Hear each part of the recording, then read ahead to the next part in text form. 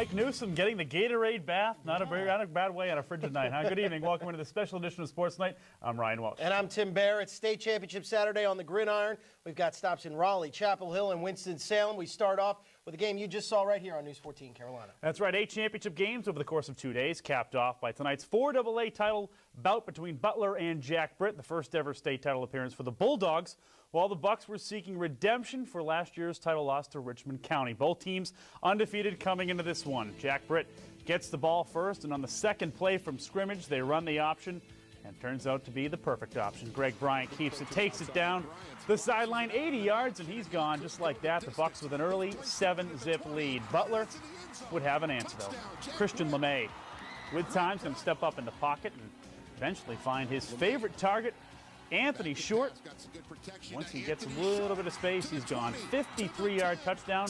That knocks the game up at 7 apiece. The scoring frenzy continues. This time, it's LeMay finding Jawan Edwards on the screen pass inside the red zone, and he finds the end zone. Butler with an early 14-7 lead. Britt has an answer this time. Eric Johnson on the run, cuts it up into the end zone. That ties the game up at 14 apiece. But after that, a critical turn of events in this one. It's 20-17 Butler, and on the ensuing kickoff, the ball is loose.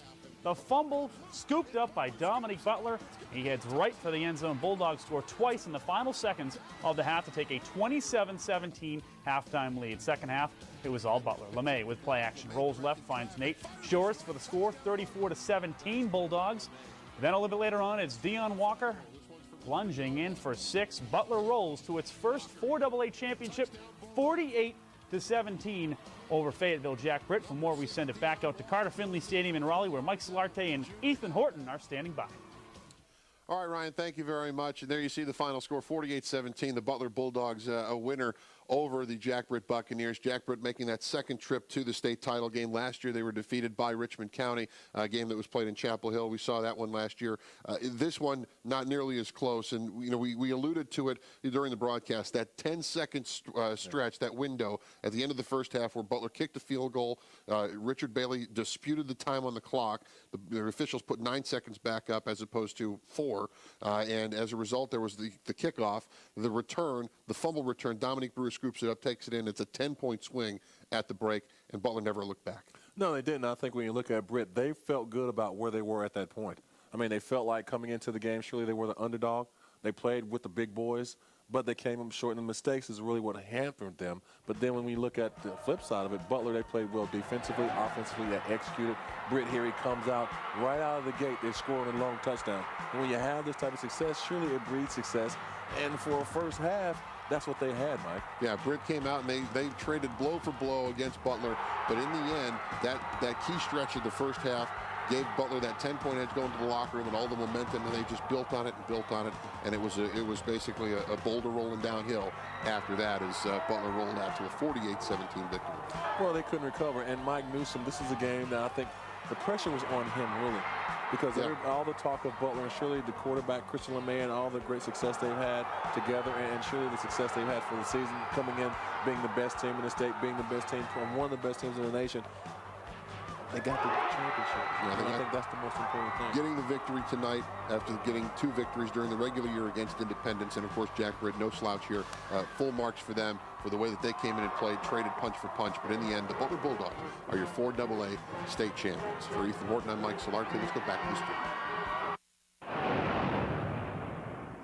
All right, thanks for that, guys. Now to the 4A championship featuring Harnett Central and AC Reynolds. The Trojans making their first trip ever to a state title, while the Rockets looking to pick up their 3rd trophy since 1999.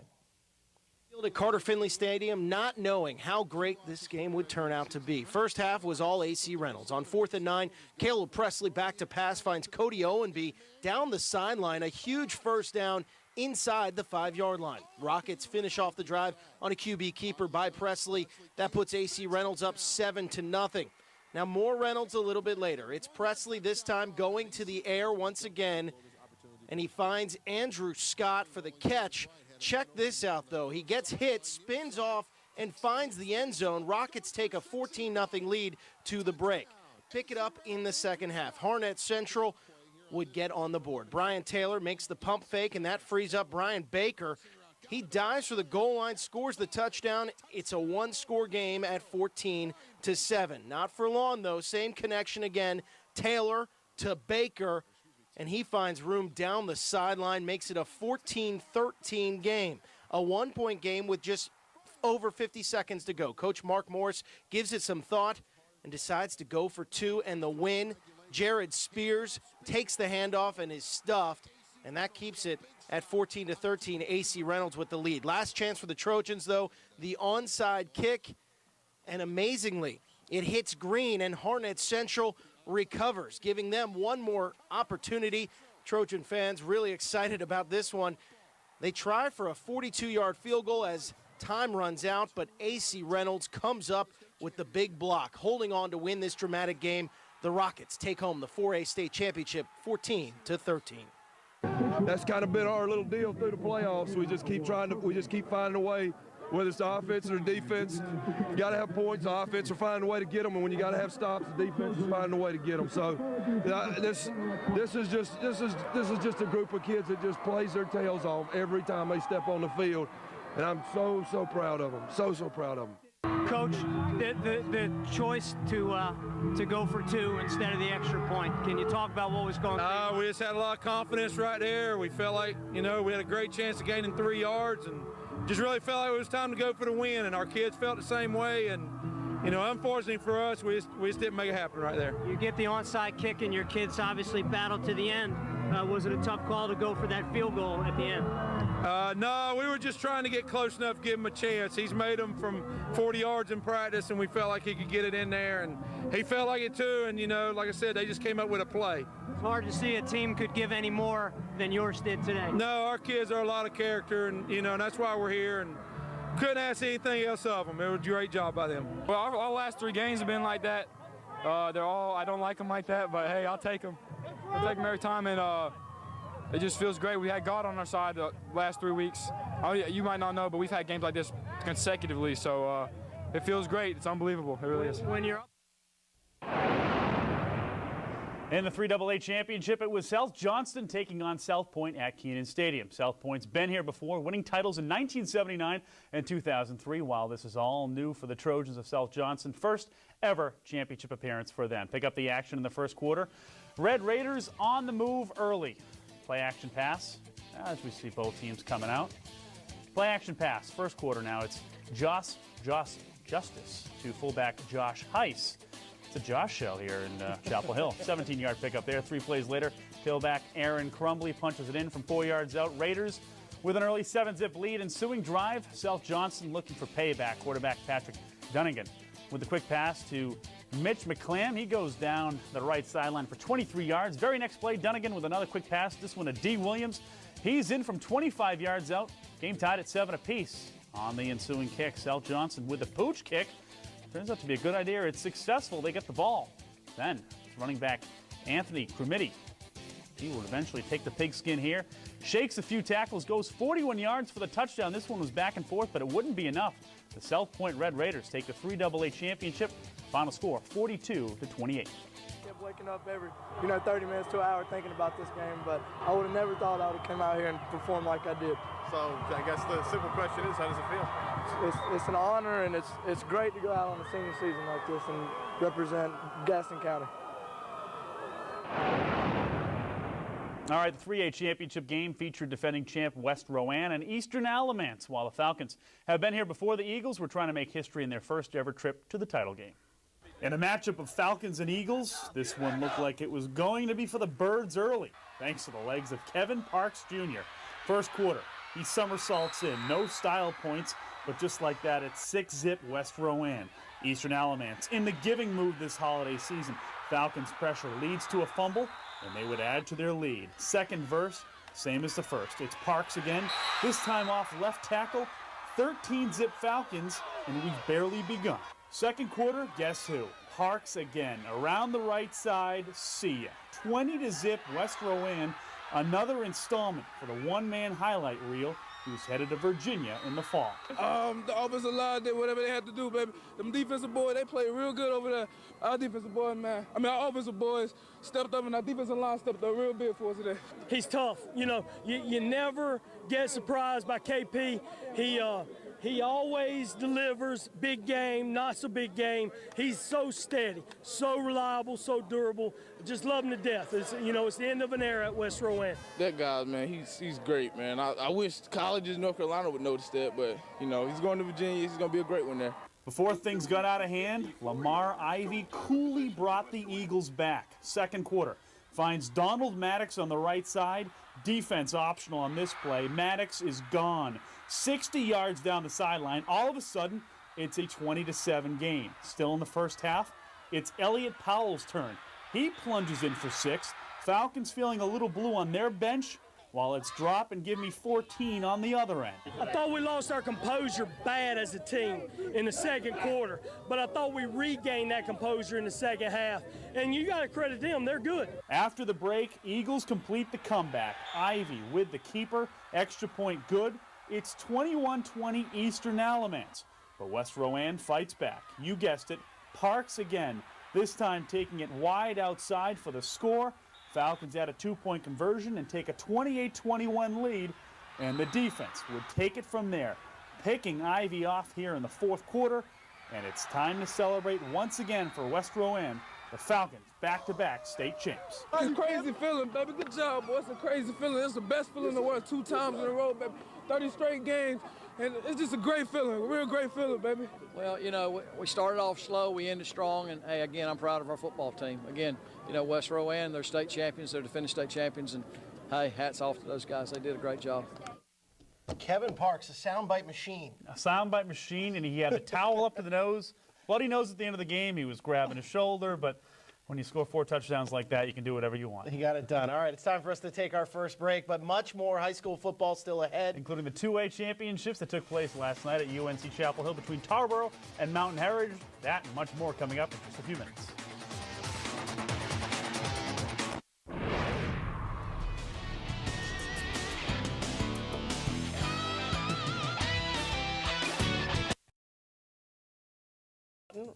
Rolling right here in just a second, and watch this. The ball tipped into the hands of Rayshawn McNeil, and it's a big pickup down the sideline, and the Rams were in business. Then it's Houghton finding Denzel Blackwell. He backs his way into the end zone for 6. Not bad. Looking on a little bit later, Houghton fumbling the ball, but this is the kind of day it was for Reedsville. Blackwell would pounce on it in the end zone and get the touchdown. Everything going their way. Reedsville not done yet. Houghton buying some time a little bit later. He steps up, fires, and hits Kenzel Doe for the touchdown as the Rams roll in this one by a final of 28-6.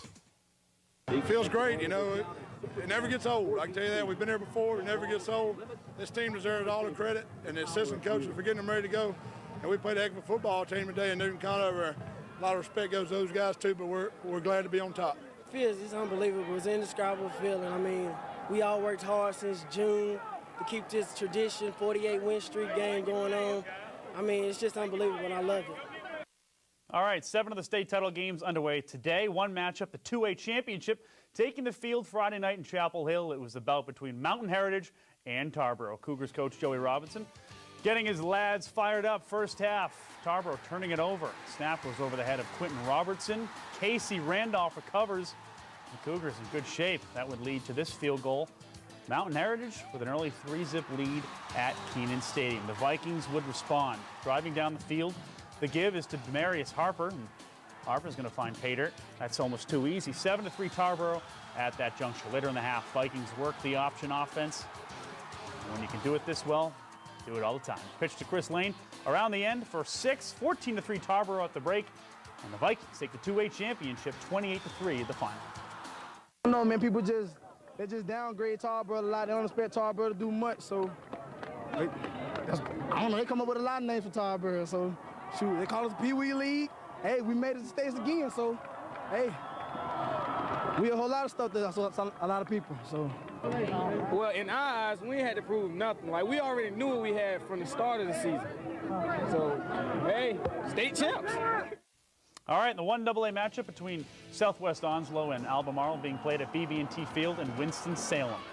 Second shot. All right, Albemarle makes some noise early. The handoff to Rusty Parks. He goes around the left end. A big 30-yard gain deep into opposition's territory. Albemarle settled for a field goal, but on their next possession, it's Malcolm Hammond, number 12. Finds room around the left sideline. Gets down to the one. Check it out, though. Fumbles the ball into the end zone. Recovered by teammate Alex Robichaud. That's good for 6. Any which way you draw it up. Albemarle is out to an early 10-zip lead. Southwest Onslow trying to fight back, and they would. Jamal Williams, quarterback keeper around the right side, finds room. He's in for the Southwest Onslow score. That makes it 10-7. Albemarle, though, on the move again. Matt Dunlap is going to drop back and find Hammond over the middle. Nice pick up there to move the chains. Albemarle would punch it in a few plays later. The handoff goes to A.J. Little. Punches it up the middle for another score. On the ensuing kickoff, Southwest Onslow trying to hang around. Shanda Hall finds the ball, and 65 yards later, he's into the end zone for the score. That makes it a 17-14 game. Very close early, but Albemarle would roll in the end. 45-21, they are state champs. Now, as Ryan said, the Triangle wasn't the only home for high school championship action. BB&T was hosting those Class 1 games, and we go to the 1A game between Wallace Rose and Mount Airy. News 14 Carolina's Susie Stark has the story of that title game. Mount Airy was looking for back-to-back state championships and another perfect season. But Wallace Rose Hill would keep it a very close game with never more than a 9-point difference, and they take the game to overtime. Second quarter, Mount Airy's Ben Heisen pitches it to Luke Wheeler, who wheels it down 50 yards to the end zone for the score. Mount Airy, Wallace Rose Hill are knotted up at 6 apiece. And of course, the fans are loving that. Then we go to the third quarter. Wallace Rose Hills, Torrey Hall hands it off to Devontae Herring, who runs it down the right side with a 24-yard TD. 27-16 Bulldogs. And at the end of regulation, we're all tied up at 30 apiece. And here the Bulldogs put in the score in overtime, still down 37-36. And they will try to win the game, and they will go for 2. Omar Carr gets it in, and they get the 38-37 very emotional win. Hey, we were going for 2. We've been down and out all our life. We'll wait and go for it later. He barely got in. It don't matter. He was in. If he was in over the goal line, we stuck it up in the third quarter, gave them some opportunities, but they're a good football team. They took advantage of them. We did enough to win it, though. Enough to win it. Penalties make a difference, and I thought penalties really hurt us, especially in the first half. But let me tell you what, they played hard. They've got a lot of offensive weapons, and we just didn't score enough, didn't stop them enough.